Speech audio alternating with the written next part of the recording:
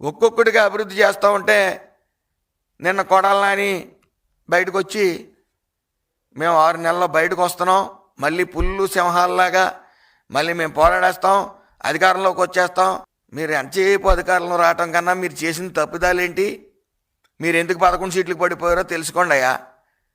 ఆ red book అనగానే మడిచి ఎక్కడో పెట్టుకోండి అని కామెంట్స్ చేయటం, ఈరోజు రెడ్ బుక్ ఓపెన్ చేసేస్తున్నారు అని డైపర్లు వేసుకుని తిరగటం. సింహాలు అప్పుడే సింహాలు, ఇప్పుడు గ్రామ సింహాలు. డైపర్ రాజ్యాల్లో మాడిపోకండి. ఎందుకు అప్పుడేమో ఆయన మెప్పు కోసం బూతులు తిట్టేయటం, ఈరోజు మమ్మల్ని ఏదో చేస్తారని స్ట్రోకులు వచ్చేయటం, హాస్పిటల్లో జాయిన్ అవటం, మేకపోతే గాంభీర్యం నటించటం, ఎందుకు ఈ కష్టాలన్నీ మీకు? మళ్ళీ యోగా ఘనంగా మన రాష్ట్రంలో నిర్వహిస్తే మీరు ఎగతాళి చేయటమా?